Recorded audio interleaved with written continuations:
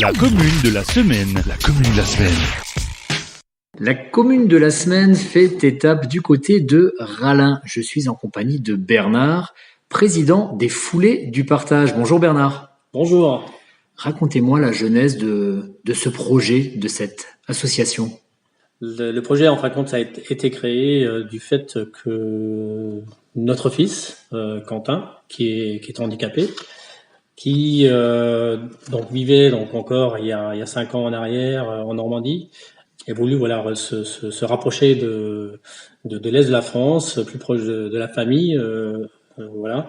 Et de ce fait-là, Quentin voulait aussi donc intégrer donc un foyer dans lequel il a vite créé son petit nid et son impact en emmenant l'idée à la base de vouloir emmener ses co-résidents, on va dire, vers un voyage de l'Ouest canadien, enfin de l'Est canadien, région qu'il connaît et qu'il a déjà pu, Apprécié. apprécier et connaître de différentes manières durant maintenant les 10 dernières années. Effectivement, avec la maison d'accueil spécialisée, on peut la citer, de Rohrer-Baklevitch, pour mener à bien ce projet, et il y a aussi le nerf de la guerre, il y a aussi les sous, et là vous avez un peu une idée d'une association, mais pas n'importe laquelle, j'ai envie de dire. Il y a vraiment un projet de mettre les gens ensemble. Tout à fait. Bon, c'est vraiment développer une culture de partage sur la commune de Rallin, et bon, qui a un impact aussi sur peut-être d'autres environnements. On a parlé de la masse de Rohrer-Baklevitch, la clé des champs. Donc c'est effectivement développer quelque chose de différent, mais qui puisse apporter quelque chose de particulier à un ensemble de personnes, pas seulement aux personnes qui font partie, en fin de compte, de notre association aujourd'hui, mais également à d'autres personnes qui souhaitent, en fin de compte, apporter leur pierre pour développer ce projet.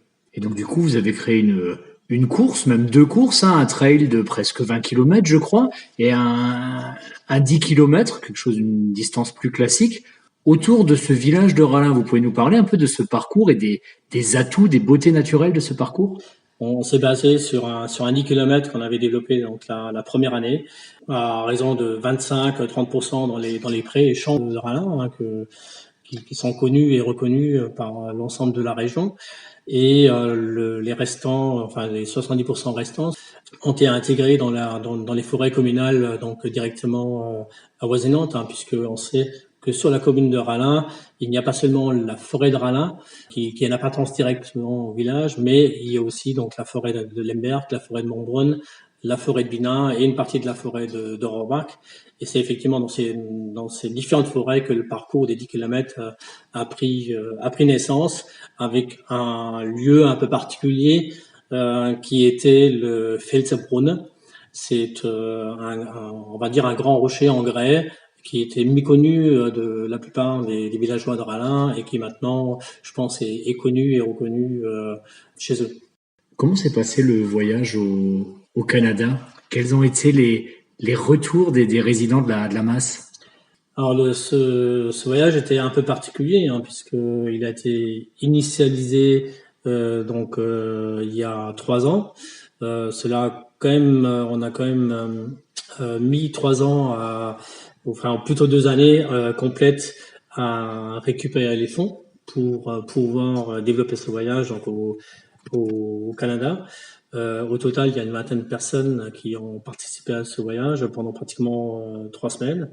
Et c'est vrai que le voyage a eu un impact important, aussi bien à la masse, aussi bien dans l'environnement familial de certains résidents qui ont participé à ce voyage, mais également, je pense, à tous les bénévoles qui ont participé au projet et qui ont permis de financer ce beau voyage que l'on a fait ensemble.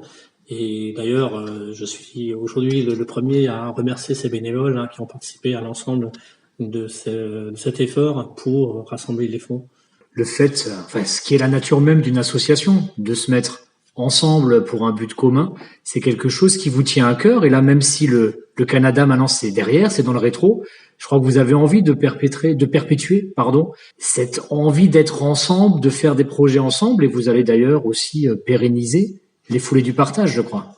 Tout à fait. Les foulées du partage seront définitivement pérennisées. On a d'ailleurs décidé en commun avec le comité que on va retenir la date définitive du 4e dimanche du mois de mai pour pérenniser cette manifestation qui me tient à cœur, et je pense aujourd'hui qui tient à cœur de l'ensemble du village à beaucoup de personnes, parce que j'ai le retour comme quoi les personnes sont déjà demandeurs de la date exacte pour la manifestation qui va se dérouler donc l'an prochain en 2021.